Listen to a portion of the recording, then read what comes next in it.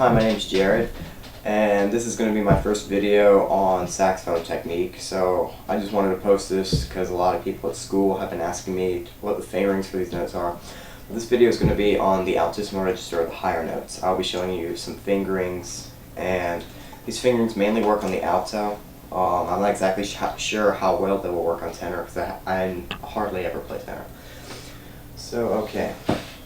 All these notes that I'm going to teach you will be using the octave key on the back. So let's start with E.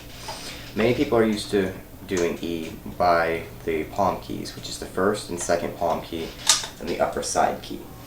But we're starting in E because the hardest note is in altissimo G to hit on saxophone, and these palm keys will let you kind of walk up to it and it'll be easier. So E on the saxophone is usually the palms, the first two and the side key. But for this one, finger a G. Now take your first finger off the B key and put it on the bar, the bar key, which nobody really seems to use. So it's bar, C, and G, and that is the fingering for the front altissimo E. So here's palm. And here's front. Pretty simple. If you might get a really kind of fuzzy sound out, just push a little bit more air, and you might have to change your embouchure slightly to get the note out. The next one is F. It's just like E with the bar and these two. Just lift your G key, so it's kind of like A with the bar. So here's palm F. Here's front. Next one is F sharp. This one's just like B flat on a saxophone, except with the bar. So it's your bar key, your C key, and your B flat side key, the bottom one. So here's palm F sharp. And here's front F sharp. And these tend to be a little bit more in tune sometimes. Okay, so now the next note we're going to learn is G. And this is the hardest note to hit on saxophone, and I guarantee, unless you're some kind of prodigy child, you're not going to be or prodigy person, you're not going to be able to hit this on your first attempt. Because it took me like 4 months to get this note out.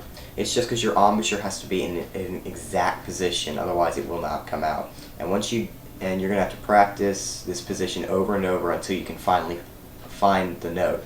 And then you have to memorize what that feels like. Okay, so we're going to walk up E, F, F sharp, and G. So G is just your bar key, your F key down here, and your B flat side key with the octave key. And this is G. It can be nasty, but then it's really good. I mean, it'll be nasty sometimes, but a lot of times it sounds good. Okay, so we're going to walk up E, F, F sharp, G. And this is how, and if you walk up, you kind of get used to the embouchure. That'll help you get G out. So.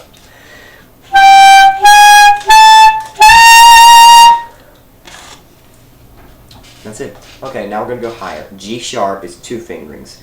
There's 2 fingerings for this note that I know of.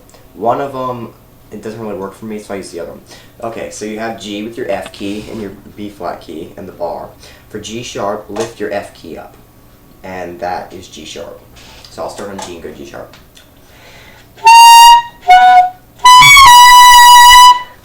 Yeah, whenever I try to use that fingering, I get that squeak. Okay, but I use this fingering, which is a lot better. It's your octave key, B, A, G, your F key, and both your B flat and your C side key. So you have to press both of them down.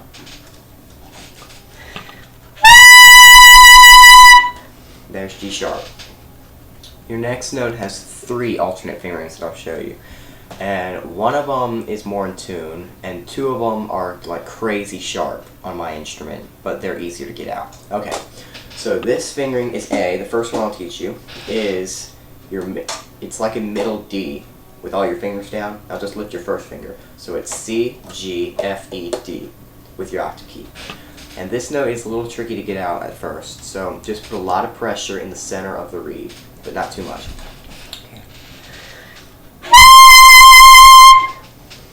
There's A.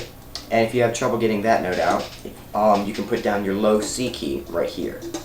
And that'll actually help get the sound to come out. I don't know why. So here's A, and then the low C key A.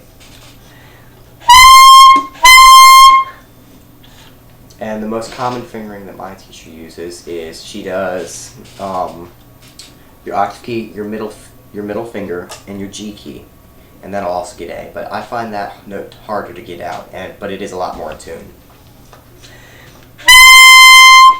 There's A. Okay, B flat. This is where the intonation starts getting a little crazy. Okay, B flat is a weird fingering. It's your octave key, your G key, and your side C key. Okay, so here's B flat. Simple enough.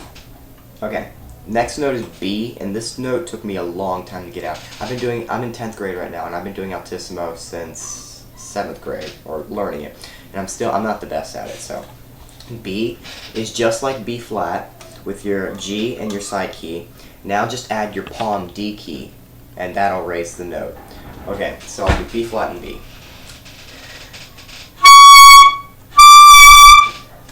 There it is. Next note is C. This was the first note I actually got out, but as time went along, it kind of got worse and worse as I learned other Altissimos. I have no idea why. Anyway, C is a very easy fingering, because like you can think of it like if you don't like someone, you could be flicking them off. I know it's an awful thing to say. So it's your B key, your G key, your F, and your D. So it's every single. So it's 1 3 1 3, and the octave key. So your middle fingers are up. There's C. That one you need a little bit more pressure. Okay, C sharp is a tricky note kind of, because it's an overtone, or like it's your high E fingering, your first two palm keys, and your side key. That's high E, but you have to put a little bit more pressure on it, a little faster air, to kind of miss the note and aim higher, and that'll get you a C sharp. So here's E, and then I'll go higher and I'll get C sharp.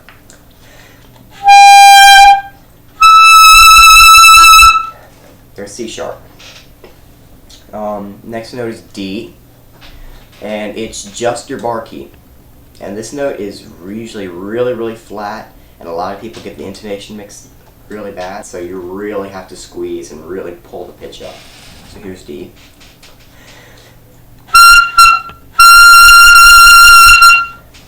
Easy. Okay, this next fingering, I'm sorry if your saxophone doesn't have this key. You need an F sharp key, a high F sharp. Right here, my saxophone, here's an alternate fingering F sharp for low notes, and then up here I have a high F sharp one for my palm keys. If you don't have this key, I'm sorry, I don't know an alternate fingering for it, but I'll try to look one up and I'll post another video. But yeah, so D sharp is just like D, just add your F sharp key. So I'll do D and D sharp.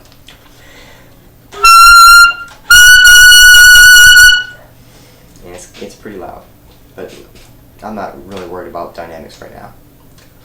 E, okay, from here on, I have to change my embouchure to hit these notes out. Usually my lips are like this, with my bottom lip covering my teeth, like. But now, what I have to do is I have to roll my lip out so the pink of my lip is touching the reed, like this. So yeah, and so I have to roll it out a lot more, and so just a little bit of pink is covering your teeth, and that for some reason helps these notes come out. So the next note is E, and this one's fingered as your C key, your F sharp key, and your D sharp key with the octave.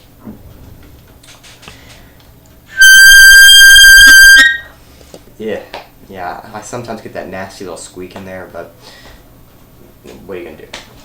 Okay, so the next fingering is another overtone. It's the same fingering as C, 1 3 1 3 with the octave, and this is F, but you want to roll out your lip so you can miss C and hit this overtone.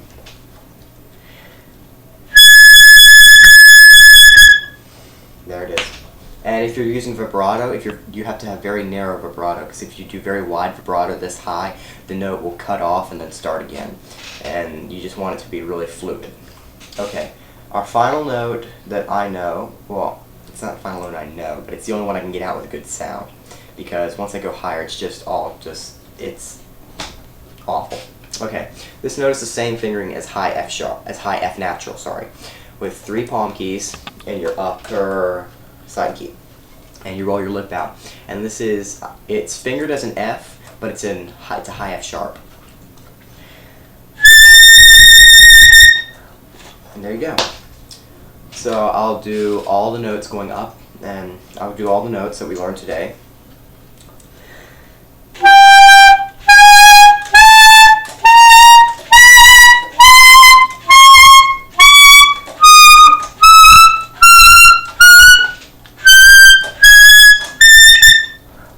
And if you want to go higher, you can add your F sharp key, and that'll get you a G, like a really high G.